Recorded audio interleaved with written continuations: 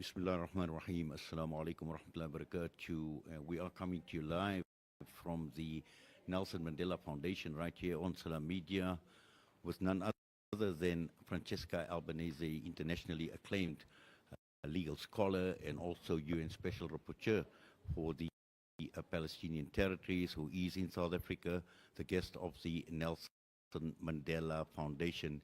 And clearly for me, it's an absolute honor and a privilege to be sitting on the other side of this great personality. Francesca, welcome, and I'm sure you look forward to your trip to South Africa, and I'm sure you are having a good time until now. Shukran wa assalamu alaikum. Thank you so much. It's an honor and a privilege for me as well to be here in South Africa as a guest of the Nelson Mandela Foundation. I've been one day here and I already feel overwhelmed with inspiration and a sense of possibility that keeps my morale high despite the horror that I keep on being a storyteller of, because the Palestinians, as we speak, continue to die despite the actions around peace and continue to be ethnically cleansed. So our eyes must remain on Palestine. Well, you are here in South Africa to deliver some very important messages, and the one I'd like to focus on is the keynote address talking about global change.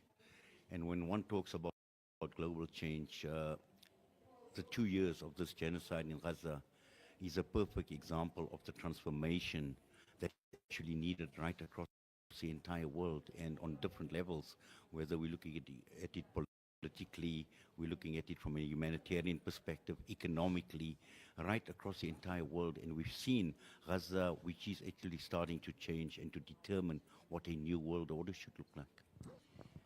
Yeah, in fact, I think that what's happening in Gaza, but also what's happening to Palestine, because the West Bank is eating up every day an inch more, a dунum of land more, a house more by violent settlers and their army.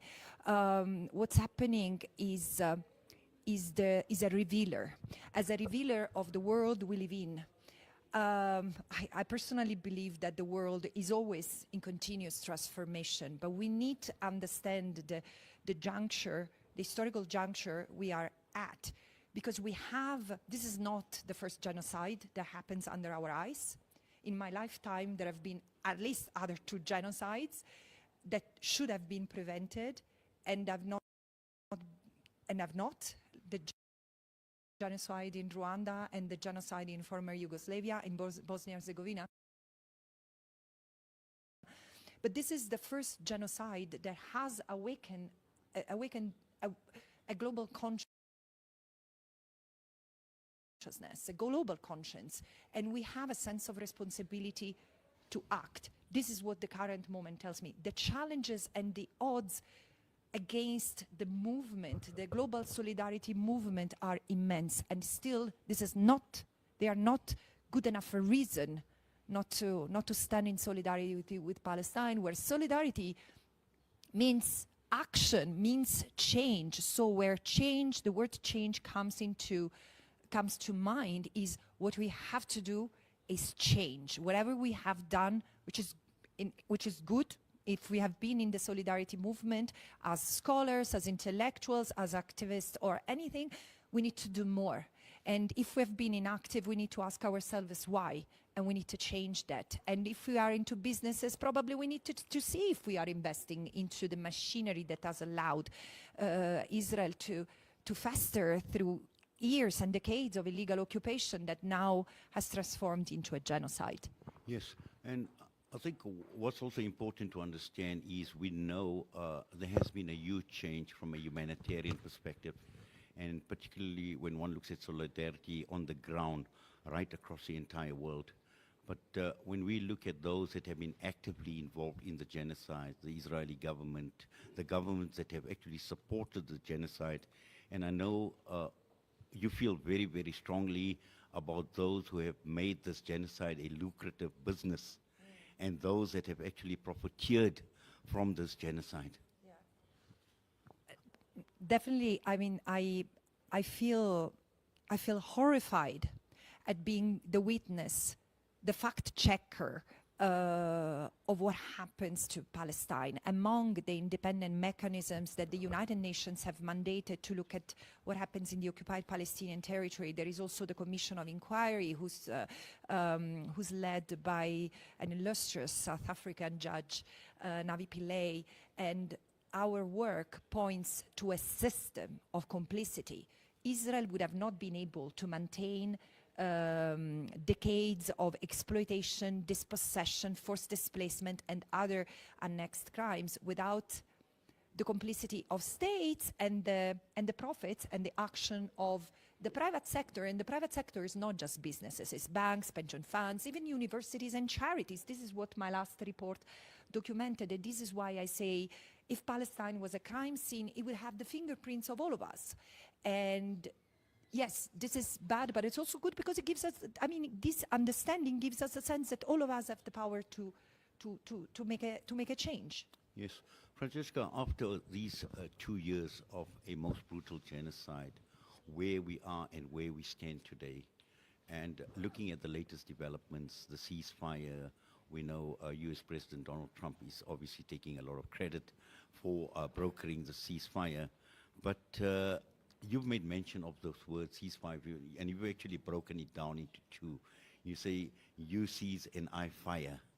And I think, that is so critical for us to understand in terms of the leadership we have around the world, number one, but also at the same time to look at this Israeli state that has gone rogue.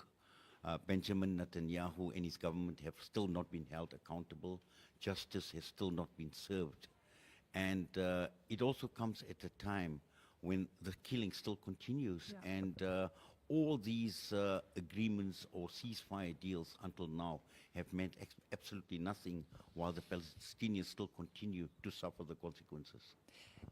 I think that this is exactly the confirmation of what I was saying before. This system would have not reached the point, the oppression of the Palestinians would have not reached that point had it been for a system supporting it, enabling it. And I do not see the genocide as an exception, as an aberration. It's just the culmination, not an aberration in itself, it's the culmination, a culmination of violence against a people whose only crime is to belong to that land. And clearly the Palestinians are demonstrating, as many other indigenous people, victims of settler colonialism, that the land is so important to them because this is not just a place where they live, it's who they are. And their very presence is an insult, is an affront to the regime who wants to ethnically cleanse that land. But there is another point.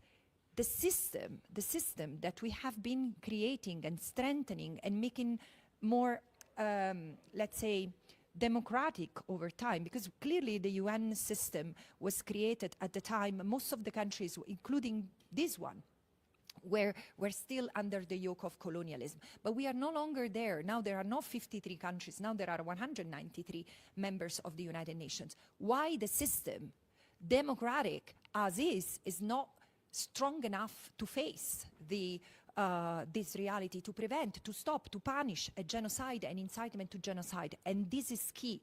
We need another multilateralism, a different multilateralism, which is for the many, not for the few, and where there is no veto power and there is no one state that dominates. It's true that President Trump deserves the credit of the ceasefire. But where is this ceasefire? I mean, dozens of Palestinians have been killed in Gaza. Hundreds of targets have been hit. I don't even know what's its target. But the thing is that this is the reason why it doesn't stop.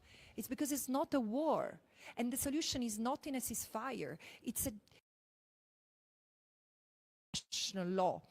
And it means end of the genocide today, end of the occupation tomorrow. And we are already late because the General Assembly had given until 18th of September to Israel to stop and then end apartheid. As it happened here, it is to happen there as well, addressing the root causes that have allowed settler colonialism to root, which are racism and discrimination. Yes, just looking at it from an accountability and a justice perspective, you know, will Israel ever be held accountable? Will justice ever be served after we've seen such brutality that has been unleashed over the last 2 years? Look, just this morning, I was looking at the letters that Nelson Mandela wrote to his daughter in the late 90s. In the late 60s. I think it was 1966. And he was saying at a certain point, I don't know when it will happen, but I will be free. And it reminded me of something that I heard a few days ago by someone else who had been part of the liberation struggle. And we don't know when, but yes, we will have justice, because no oppression lasts forever. And so yes, the Palestinians will be free, together with the Jewish people and the Christian people and the secular people who call that place home. But for it to happen, it's the when that matters, because the when it will happen will also determine how many people will lose their life or will be tormented and massacred in the process.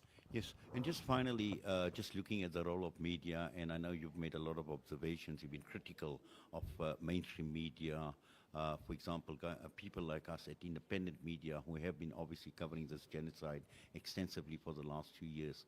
But your message to the media, because to a large extent, I think, you know, they have also had a huge role in terms of the narratives as far as this genocide is concerned and what has played out. Yeah, look, I think that what has happened in the past 2 years has been such a shock for people in the Western world, the part of the world I come from, and this is why there has been resistance from students and then from workers and more ordinary citizens, but they've been repressed. This is the thing. We have seen not just a genocide happening, a genocide that has been hidden, whose reasons have been obscured, muted, manipulated. We have heard political leaders amplified by state and corporate media referring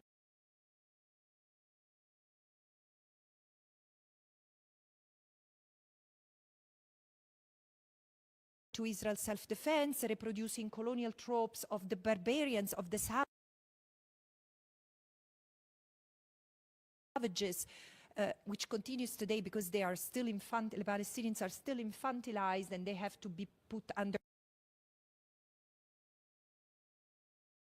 tutelage. They are not even now, after a genocide, recognized as capable to lead themselves into the future. So, of course, the media has played a critical role, but this notwithstanding, people in the part of the world I come from have realized that those who were given as the pillars of our democracies, like freedom of expression and freedom of association, freedom to protest, has come into question, has been crushed in order to protect Israel. And this is the thing, the moment of realization. The other aspect that Israel-Palestine is been, and the fate of Palestine today is a revealer of, is that there is an Israelization and Palestinianization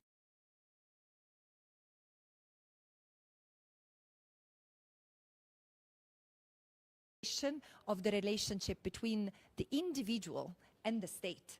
So our freedoms are less than freedoms when it comes to Palestine, when it comes to opposing a genocide, apartheid, and a perpetual occupation. And this tells us that we are not free until Palestine is free, until everyone is free. Well, Francesca, I wish we had a lot more time, but I know time is of the essence for you as well. But I must say once again, it's been an absolute honor. It's been a privilege. You've been one of the strongest Western voices, and this is what Palestine needs, is strong voices to speak on their behalf. And once again, I want to take this opportunity on behalf of Salaamedia as well to thank you, for your presence and obviously giving some of your time to us while you are here in South Africa. Thank you. It's my pleasure. And stay strong Thank and you. active. All the best. Thank you. Well, Francesca Albanese with us right here at the Nelson Mandela Foundation, and this is the second day of her visit to South Africa. Once again, from ourselves, an absolute pleasure to connect with our listeners, our viewers on Salaamedia. Until we meet again, all the best.